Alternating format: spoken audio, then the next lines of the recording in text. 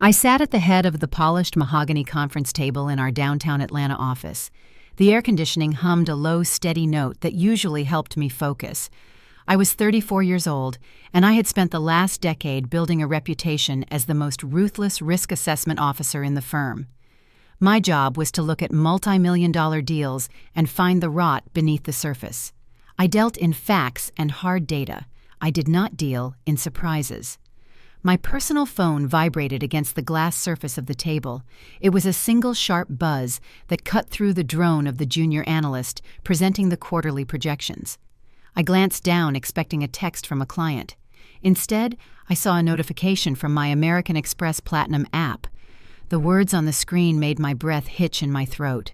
Transaction declined. Amount $15,200. Merchant Royal Caribbean Cruise Line. I stared at the number. $15,200.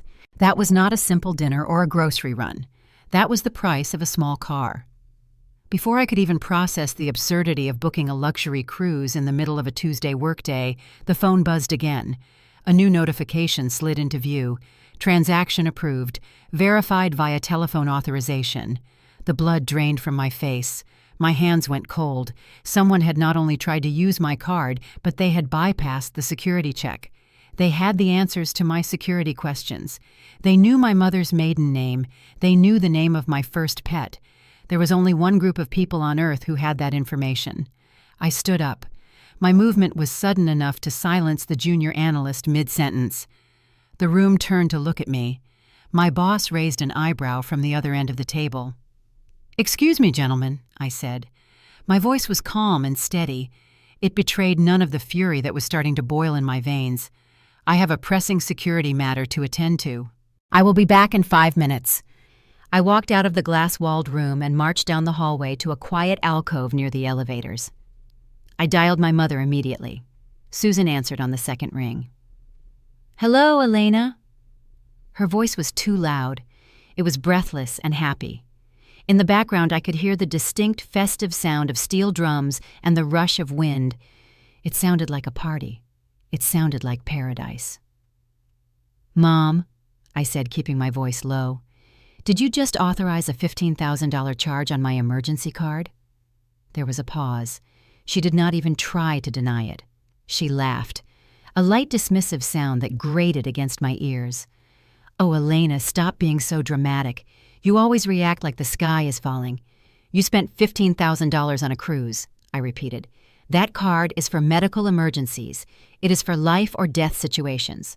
"Well, this felt like life or death for your brother," Susan said, her tone shifting to that familiar defensive lilt. "It is a surprise anniversary gift for Connor and Brittany. They have had such a hard year, Elena. Connor has been working himself to the bone with his new business ventures. They needed this. They needed to reconnect." I closed my eyes. I knew exactly what Connor's business ventures looked like. He spent his days sleeping until noon and playing video games in the basement of the house I owned. His so-called startup was reselling limited edition sneakers online, a venture that had lost more money than it made. He was 30 years old, and he had never held a real job for more than 6 months. "He is unemployed, Mom," I said. "He does not need a vacation from playing Call of Duty. This is theft. You impersonated me to the bank." Susan let out a sigh of exaggerated patience. "It is not theft, Elena. We are family. You make so much money sitting in that air-conditioned office all day. You have no husband. You have no children to spend it on. Why are you so selfish? You should be happy to help your brother enjoy his life a little. A few $1,000s means nothing to you, but it means the world to him. Don't be so stingy." The words hit me like a physical slap. Selfish. Stingy. I was the one who paid the mortgage on the house they lived in. I was the one who paid for their health insurance. I was the one who had bailed them out of debt 3 times in the last 5 years. And now, because I was single and successful, my assets were apparently community property. The rage that had been building inside me suddenly went quiet. It was replaced by a cold, icy resolve. It was the same feeling I got when I found a fatal flaw in a contract. I realized in that moment that arguing was useless. They did not respect me. They only respected my utility. I looked out the window at the Atlanta skyline. The sun was shining on the glass towers. "Okay, Mom," I said. My voice was flat. Okay, what? She asked, suspicious of my sudden surrender.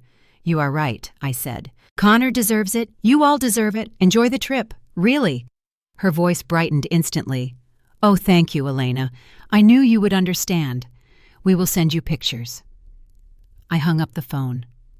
I stood there for a moment, listening to the silence of the hallway. I did not scream. I did not throw the phone. I simply smoothed the front of my blazer and turned back toward the conference room. My mother thought the conversation was over. She thought she had won. She had no idea that she had just authorized the destruction of her own life. I walked out of the office building and got into my car. The engine purred as I navigated the traffic heading north toward Sandy Springs. It was a drive I knew by heart. The skyline of Atlanta faded in my rearview mirror, replaced by the manicured lawns and stately trees of the suburbs. This was the world where my parents belonged. It was a world of country clubs and quiet cul-de-sacs. It was a world where appearances were the only currency that mattered. I was not driving to my own apartment. My actual home was a sleek, modern unit in the city that fit my life perfectly. It was efficient, it was clean, it was mine. Instead, I was driving to a sprawling 4-bedroom colonial house on a half-acre lot. To the neighbors and the church friends, this was the residence of Richard and Susan. It was the symbol of their enduring success. That was the first lie. The deed to that house did not bear their names, it bore mine. 3 years ago, my father Richard had finally hit the bottom of a downward spiral fueled by high-stakes poker and bad investments. He had gambled away their retirement. He had gambled away their equity. They were weeks away from a humiliating foreclosure that would have exposed their failure to the entire community. I stepped in. I used my bonuses and my savings to buy the house outright. I saved them from the street. I saved them from the shame. We had a verbal agreement. It was simple. I paid the mortgage. I paid the property taxes. I paid the homeowner insurance. All they had to do was pay the utilities and maintain the property. It was a sweetheart deal. It was charity. Yet somewhere along the way, the narrative had shifted. I was no longer the savior. I was simply the landlord who never collected rent. I was the silent partner in their performance of wealth. I was the bank that did not charge interest. Then there was Connor. My younger brother was 30 years old. He was the golden child who had never been asked to grow up. He lived in the fully finished basement suite with his wife Brittany. They treated the house like a hotel. Connor spent his days sleeping in and his nights playing video games while talking about his next big business idea. He had never held a job for longer than 6 months. Brittany was worse. She was a woman who existed entirely for the approval of strangers on the internet. She treated my house as her personal studio. She posted photos of herself lounging by the pool I paid for. She captioned them with phrases about hard work and blessings. She drove a leased luxury car she could not afford and wore designer clothes bought with credit cards that were constantly maxed out. They lived in my asset. They consumed my resources. And when I asked for basic respect, they called me difficult. They called me jealous. I pulled into the driveway. The house loomed above me. It looked perfect from the street. The white pillars were gleaming. The brick was stately. But I knew the truth. It was a monument to their entitlement and my enabling. I turned off the ignition. The silence in the car was heavy. I was done being the silent partner. I was done being the bank. I got out of the car. It was time to inspect my investment. I stepped onto the driveway, and the heat of the Georgia afternoon hit me. It was not just the temperature that made my skin crawl. It was the sight of my investment. The lawn which I paid a landscaping service to maintain 2 years ago was a disaster. Weeds choked the flower beds. The grass was knee-high. A bright orange sticker was plastered on the front door. It was a citation from the Homeowners Association for unsightly property maintenance. My parents lived here rent-free, yet they could not be bothered to water the grass or bring in the mail. I walked up the steps and punched my 4-digit code into the smart lock. The keypad flashed red. Access denied. I tried again. Red. I stopped. They had changed the code to my own house. They had locked me out. A flash of anger flared in my chest, but I pushed it down. I was not a helpless sister. I was a risk assessment officer with a background in cybersecurity. I pulled out my smartphone. I paid for the gigabit fiber optic internet that powered this house. I owned the network. I accessed the router's administrator portal. It took me less than 30 seconds to bypass the firewall and locate the smart home hub. I reset the lock credentials to the factory default.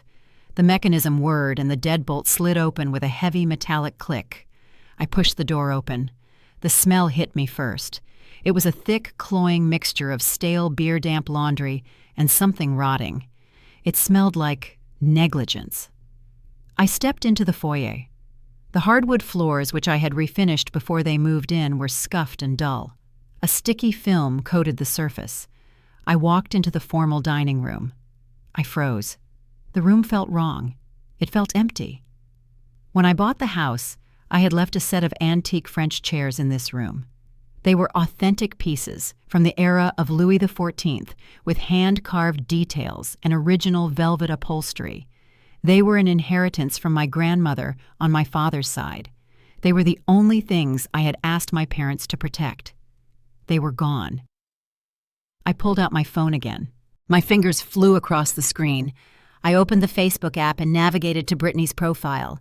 Her page was a public shrine to her own vanity. I scrolled past selfies and photos of brunch until I found it. A post from last week in the marketplace section. There they were, my grandmother's chairs. The photo was blurry and taken in bad lighting. The caption read simply, "Clearing out old junk to make space for a yoga corner. Must go today.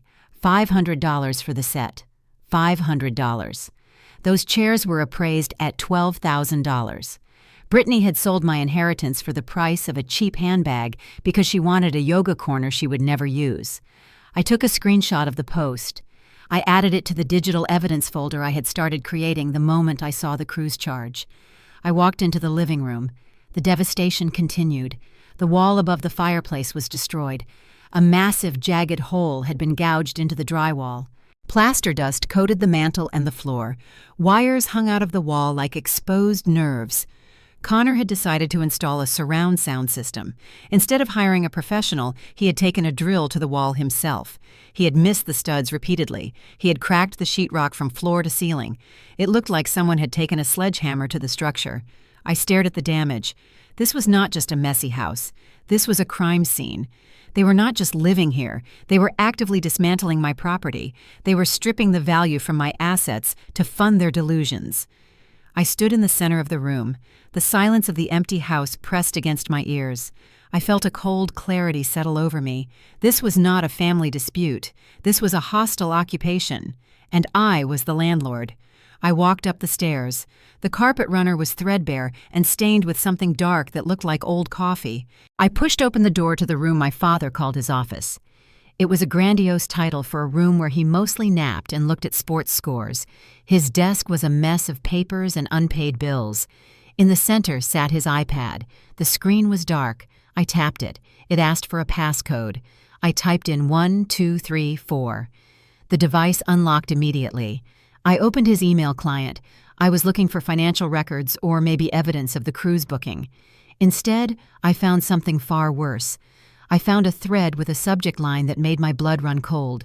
It read simply, "Inquiry regarding adverse possession claims." I clicked on it. The email was addressed to a lawyer I recognized. He was a bottom feeder, a man who advertised on bus benches and specialized in frivolous lawsuits. My father had written to him 3 weeks ago. The text was damning. My father wrote that my daughter holds the deed, but she does not live here. We pay the power bill. We handle the maintenance. She has effectively abandoned the property to us. How long before we can file for a quiet title action to transfer ownership? We need to liquidate the asset for a family investment opportunity. I read the lawyer's reply.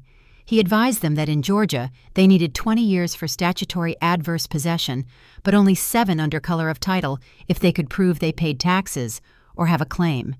He suggested that if I continued to pay the mortgage for 2 more years and they maintained exclusive occupancy, they could build a case for constructive abandonment. He explicitly told them to keep all receipts and to not let me stay overnight. I lowered the tablet. The room seemed to spin. They were not just mooching. They were plotting. They were waiting for me to pay off the mortgage, which had 2 years remaining on the amortization schedule. Once the bank was out of the picture, they planned to sue me for the deed. They wanted to steal a $500,000 asset and the family investment opportunity. That was undoubtedly Connor's crypto scheme. I took photos of every email. I forwarded the entire thread to my secure server.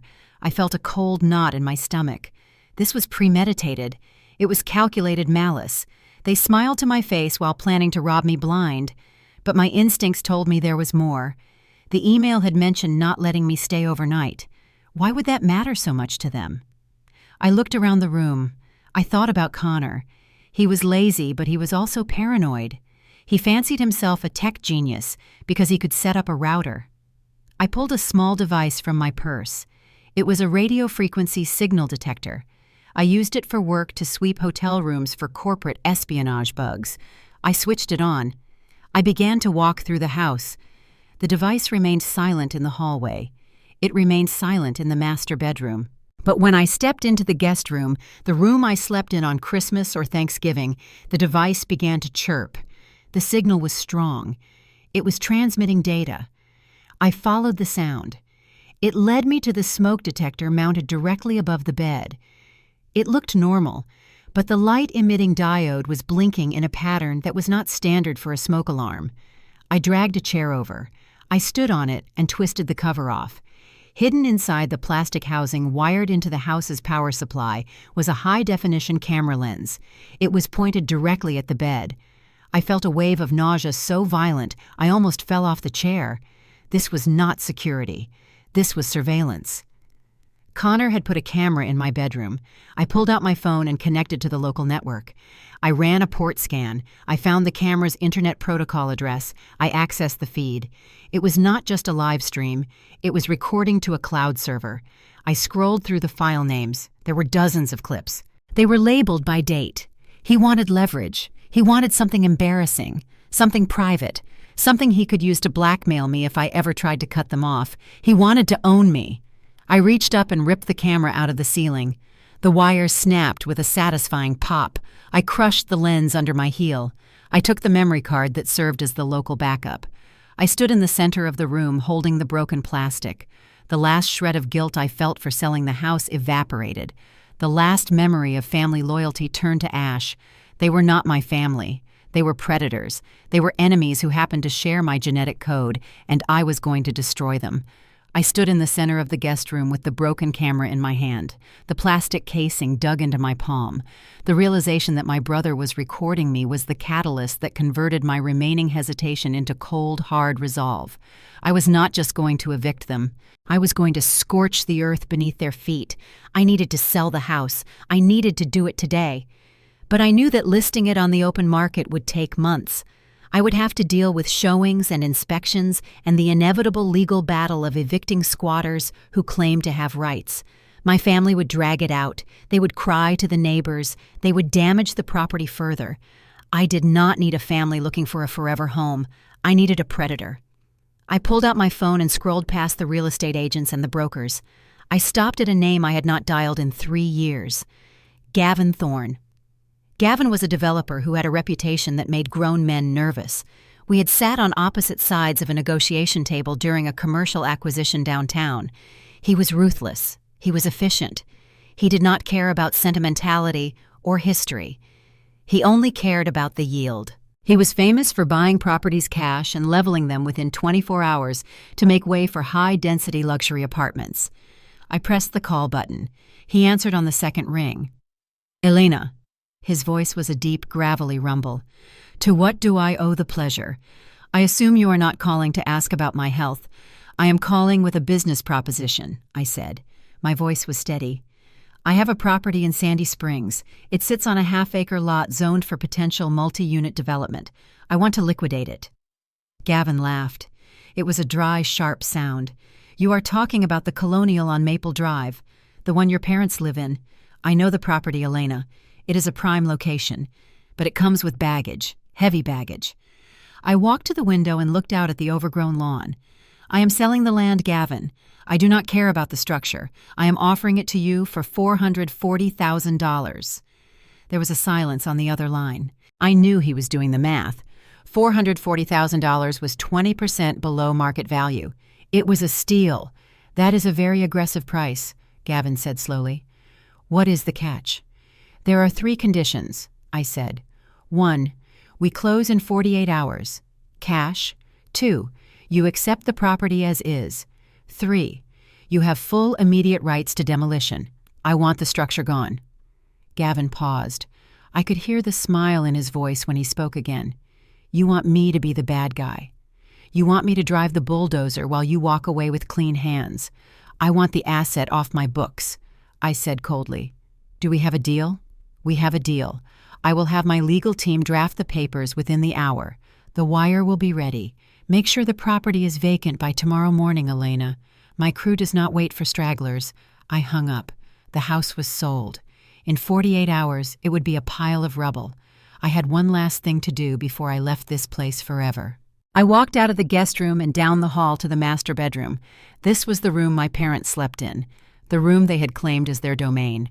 I walked into the walk-in closet. It was stuffed with my mother's clothes, racks of dresses she had bought with my money. But I was not looking for clothes. I pushed aside a row of winter coats and knelt down. I felt along the back wall until my fingers brushed against a small, uneven seam in the drywall. My father had installed a wall safe 5 years ago. He thought he was being secretive. He thought he was being clever. But he was a man of simple habits. I knew he would use a code he could remember. I typed in the 6 digits on the keypad. 081290. Connor's birthday. The lock beeped and the heavy metal door swung open. I expected to see emptiness. I knew they had no cash. I knew they had pawned my grandmother's jewelry. But the safe was not empty. It was stacked with papers. I pulled out the first stack. My hands began to shake as I read the top document. It was a promissory note from a private lender, a loan shark. The amount was $50,000. The interest rate was predatory. But it was the signature at the bottom that made the room spin. Signed in shaky black ink was my name, Elena King. I flipped through the stack. There were credit card applications. There were loans for cars I had never seen. There were lines of credit opened at casinos in Mississippi. All of them were in my name. All of them bore a forgery of my signature. They had not just used my emergency card for a cruise. They had been systematically stealing my identity for years. They were running up debts with dangerous people and pinning it on me. They were building a mountain of financial ruin that would bury me the moment they stopped paying the interest. I picked up a document from a company called Apex Capital. It was a lien against the house. They had tried to use the house I owned as collateral for a gambling debt. They had forged a power of attorney document to do it. This was not just theft. This was a felony. This was a betrayal so profound it eclipsed everything else. They were willing to send me to prison or leave me with a lifetime of debt just to fund their lifestyle. I took the entire stack of papers. I shoved them into my bag. I pulled out my phone and dialed a number that was on my speed dial. Grant, my personal attorney. He was the only person I trusted to handle a nuclear situation. Grant, I said the moment he picked up. I need you to file a police report immediately. Identity theft, wire fraud, forgery. Elena. Grant's voice was sharp with concern. Slow down. Who are we filing against? My parents, I said. And my brother. I have the documents, Grant. They forged my signature on loan documents. They opened lines of credit. I need you to contact the credit bureaus. I need you to contact the FBI. I want a total freeze on everything. Are you sure? Grant asked. Once we start this, there is no going back. This is a federal offense. They will go to prison. I looked at the empty safe. I thought about the camera in my bedroom. I thought about the cruise. I am sure, I said. Freeze it all, Grant. I want them to be radioactive. I want them to be unable to borrow a single dollar from anyone, anywhere. I hung up the phone. I walked out of the closet and out of the master bedroom. I walked down the stairs and through the front door. I stood on the porch for a moment, breathing in the humid air. The house was sold. The police were coming. The trap was set. They were currently drinking champagne on a boat thinking they had gotten away with it. They had no idea that I had just burned their entire world to the ground. The ink was dry on the bill of sale.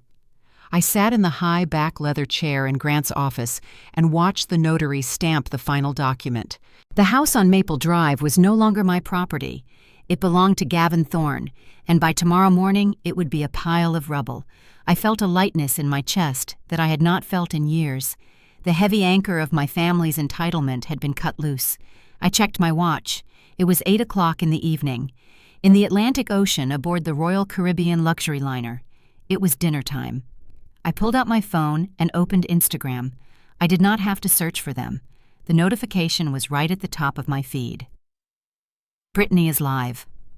I tapped the screen. The video loaded instantly in high definition. They were seated at the best table in the ship's exclusive 5-star restaurant. The backdrop was a stunning view of the ocean at twilight. The table was covered in white linen and groaning under the weight of excess. There was a seafood tower stacked with lobster tails and king crab legs. A bottle of Cristal champagne sat in a silver bucket, sweating condensation. Brittany was holding the phone up at a high angle. She was wearing a white sequined dress that caught the light of the chandelier. Her face was smoothed by a heavy beauty filter, but it could not hide the smug satisfaction in her eyes. "Hey, guys," she chirped into the camera. Her voice was loud and performative. "We are just enjoying a little family dinner. Look at this view." She panned the camera around. My mother, Susan, was sitting across from her. She was wearing a silk caftan and holding a glass of champagne. She waved at the camera with a queenly air. "We are so blessed," Susan said. She took a sip of the wine that cost $500 a bottle. Connor leaned into the frame. He was wearing a linen suit and looking tan and relaxed. He held up a lobster claw. "Work hard, play hard, right, babe," he said, winking. "Cheers to the good life." Brittany laughed. A tinkling fake sound. "Yes, baby. Thank you to the universe for bringing us this abundance. #BossLife. #success. I watched them. I watched the people who had stolen $13,700 from me. I watched the people who had tried to steal my home. They were toasting to their theft. They were broadcasting their crime to the world, thinking they were untouchable. I minimized the video window, but kept the audio playing. I opened my American Express app. The interface was sleek and blue. I navigated to the card management screen. My thumb hovered over the option labeled Report Lost or Stolen. It was not a difficult decision. It was a forensic correction. I tapped the button. A prompt appeared asking me to confirm. I selected the option to lock all associated accounts and reissue new card numbers. I confirmed that the current cards were compromised. I tapped Submit. The screen refreshed. A small green checkmark appeared. Card canceled. I switched back to the Instagram livestream. I watched and waited. The waiter appeared in the frame a moment later. He was dressed in a crisp white uniform. He held a leather bill folder in his hand.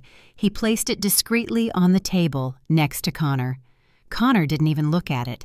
He pulled my platinum card from his wallet with a flourish and handed it to the waiter without breaking his conversation with the camera.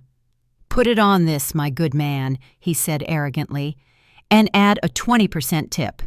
The waiter bowed and walked away to the point-of-sale terminal, which was visible in the background. I leaned in closer to my phone screen. This was the moment. The waiter inserted the card. He waited. He frowned. He pulled the card out and wiped the chip on his apron. He inserted it again. He tapped the screen of the terminal. He shook his head. He walked back to the table. The smile was gone from his face. It was replaced by the tight professional mask of a service worker who realizes he is dealing with a problem. "Sir," the waiter said. His voice was audible over the ambient noise of the restaurant. "I am afraid this card has been declined." Connor laughed. It was a nervous, dismissive sound. "That is impossible," he said. "It is a platinum card. It has no limit." "Run it again." "I ran it twice, sir," the waiter said. "It is reporting as lost or stolen. The bank has ordered us to retain the card."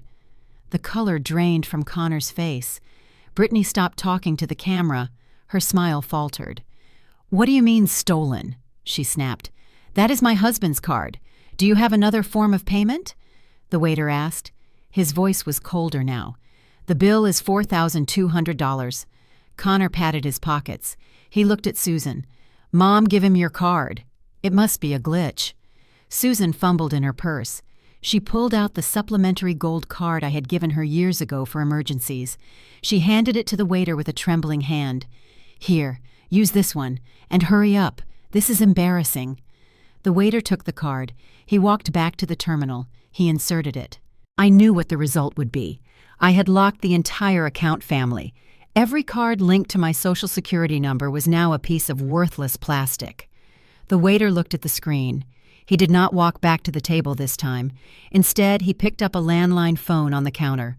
He spoke a few words while looking directly at Connor. Two large men in dark suits appeared at the entrance of the restaurant. They were not waiters. They were maritime security. The waiter returned to the table, flanked by the security officers. The live stream comments section was going wild. People were asking what was happening. Brittany was too panicked to notice. "Ma'am, sir," the waiter said loudly, "both cards have been flagged for fraud. The bank has instructed us to confiscate them and detain you until the bill is settled." "Fraud!" Connor shouted, jumping up from his chair. "Do you know who I am? You are a thief!" a voice shouted from off-camera. Probably another diner whose meal was being interrupted. Brittany turned the camera toward the waiter, her eyes wide with terror. "We are not thieves," she shrieked. "My sister pays for everything. Call her. Call Keisha. You need to come with us," the security guard said, stepping forward. He placed a hand on Connor's shoulder. "Get off me!" Connor yelled. He tried to shove the guard.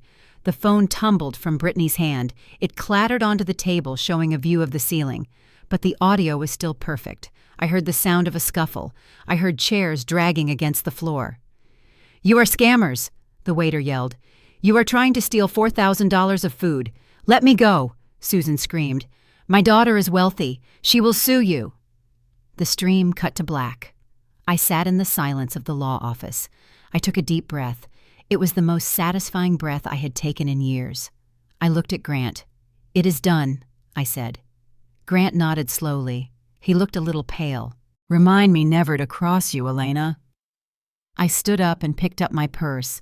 I walked to the window and looked down at the Atlanta traffic. My family was stranded in the middle of the ocean. They had no money, they had no cards, they were currently in the custody of ship security, and they had absolutely no way to get home to a house that no longer existed. It took them 3 days to navigate the hellscape of their own making. My family had been blacklisted by the cruise line and unceremoniously dumped at the port in Nassau. They had no access to their bank accounts. They had no working credit cards. They were stranded in a foreign country with nothing but their luggage and their entitlement. Desperation makes people do foolish things. Richard found a flyer in a rundown internet cafe near the docks. It advertised immediate cash loans with no credit check. It was a predatory lending service, the kind that charged 300% interest and enforced repayment with threats rather than lawyers. They borrowed $2,000 just to buy economy tickets back to Atlanta. They signed away their future earnings to buy a seat on a plane next to the bathrooms. They arrived in Sandy Springs as the sun was beginning to set. The taxi driver was already angry because Richard had tried to negotiate the fare before they even left the airport. They were exhausted. They were hungry. But they were sustained by a single burning thought. They were going home. They believed that once they stepped through the front door of the Colonial House, they could fix this.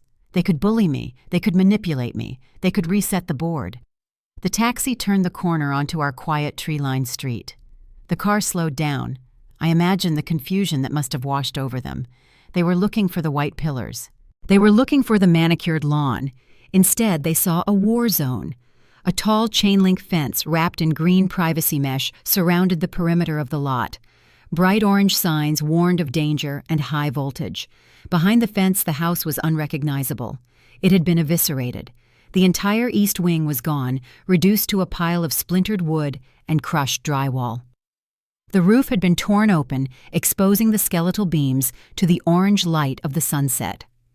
A massive yellow bulldozer, emblazoned with the logo Gavin Thorne Development, sat in the middle of what used to be the living room. It was idling. The engine rumbled with a deep mechanical growl.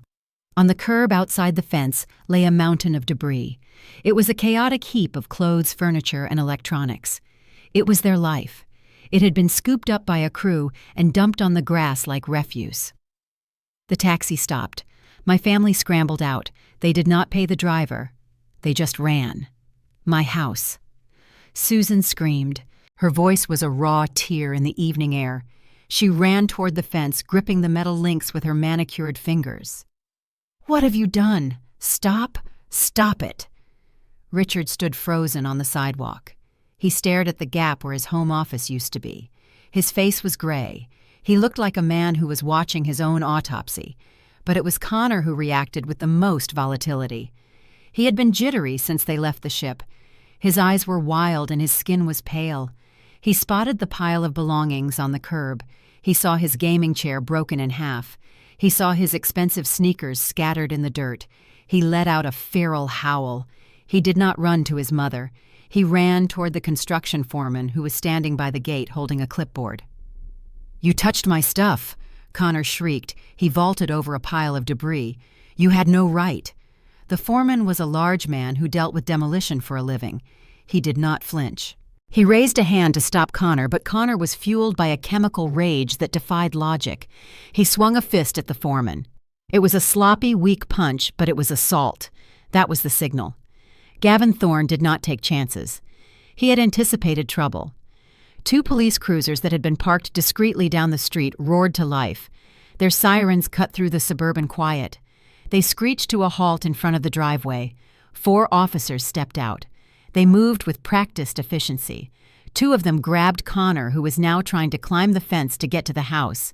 They slammed him against the hood of the cruiser. "Get off me!" Connor yelled. He was thrashing. He was foaming at the mouth. "Do you know who I am? My sister owns this. Your sister sold this," the officer said as he clicked the handcuffs onto Connor's wrists. "You are trespassing on a demolition site." Susan and Richard were wailing now. They clung to each other, watching their golden child being restrained. "Officer, please," Richard begged. "He is just upset.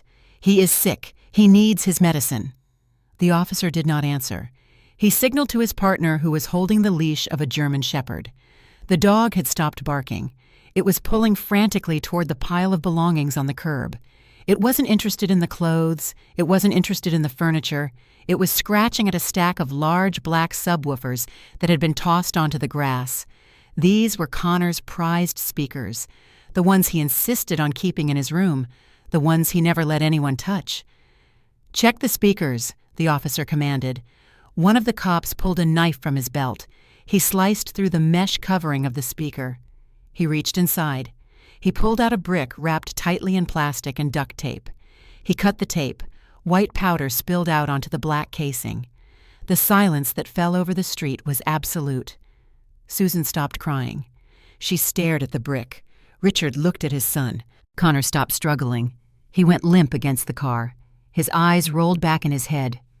"Well, well," the officer said, holding up the bag. "This is not just a little personal stash. This is distribution weight." They pulled 3 more bricks from the speakers. It was thousands of dollars worth of cocaine. My brother wasn't just a failed entrepreneur. He was a mule. He had been using my house as a storage facility for a drug trafficking operation. "Connor Williams, you are under arrest for possession with intent to distribute." The officer read him his rights. Susan screamed my name. She spun around, searching the street. "Serena." She wailed. "Serena, save him. You have money. You can fix this." I was there. I was parked half a block away under the shade of an old oak tree. I was sitting in the driver's seat of a brand new Porsche 911. The engine was purring softly. The leather seat was cool against my back. I watched them through the tinted glass. I saw my mother scanning the street looking for a savior she had thrown away 20 years ago. Her eyes passed right over my car. She did not see me. She only saw a luxury vehicle that belonged to a stranger. I watched the police shove Connor into the back of the car. I watched Richard sink to his knees on the sidewalk, putting his head in his hands. I watched the bulldozer rev its engine and tear another chunk out of the roof. I shifted the car into gear. I did not feel sad. I did not feel guilty. I felt light. I turned the steering wheel and pulled away from the curb. I drove past them. I drove past the ruin of my past and into the clear, open road of my future. The fallout was immediate and absolute. Connor did not get bail. The bricks of cocaine found in his speakers were enough to ensure he would be a guest of the state for a long time. The judge was a stern woman who was not swayed by my mother's hysterics in the courtroom. She looked at the evidence and the assault on the officer, and she brought the gavel down with a finality that shook the room. She sentenced Connor to 5 years in a state penitentiary for possession with intent to distribute an assault on a law enforcement officer. The golden child was finally tarnished beyond repair. My parents fared no better. With the house demolished and their reputation in tatters, they had nowhere to go. The community they had preened for turned its back on them completely. The church removed them from the prayer list. Their credit scores were decimated by the fraud investigation I had initiated. They were drowning in debt they could never repay. They ended up in a dilapidated weekly rate motel on the outskirts of the city, living on Social Security checks that barely covered the rent for a room that smelled of stale smoke and failure. Brittany did not stick around for the downfall. She served Connor with divorce papers the day after his arraignment. She cited irreconcilable differences, but everyone knew the real reason. The money was gone. She packed her fake designer bags and moved back in with her parents, erasing the Williams family from her social media feed as if they had never existed. 2 weeks later, I was driving north on the interstate. The sun was shining on the hood of my new Porsche 911. The car was silver and sleek. I had bought it with the remaining proceeds from the house sale after paying off the liens. It was a frivolous purchase. It was a trophy of my victory. My phone buzzed in the center console. I glanced at the screen. Unknown caller. I knew exactly who it was. It was Susan calling from a payphone or a borrowed cell. She was calling to beg for money. She was calling to scream at me. She was calling to ask why I had abandoned them just like they had abandoned me 20 years ago. I pulled the car onto the gravel shoulder of the highway. I picked up the phone. I did not answer it. I popped the protective case off. I dug my fingernail into the side slot and pulled out the subscriber identity module card.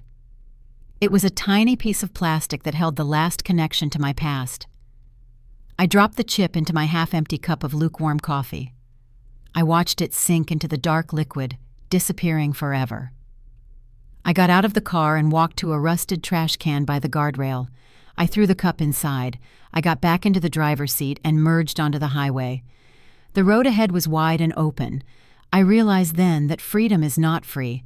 It costs everything you have. It costs your history and your heart. But as I shifted gears and accelerated toward the horizon, I smiled. The bill was finally paid in full. True freedom isn't just about financial independence. It's about the courage to sever the ties that bind you to toxicity, even when those ties are blood. We are often taught that family is a sacred obligation, but Elena's journey reminds us that loyalty without reciprocity is merely exploitation. By reclaiming her assets and dignity, she didn't just punish greed, she validated her own worth. The most valuable investment you can make is in your own peace of mind, and sometimes the only way to build a healthy future is to ruthlessly demolish the crumbling foundations of the past.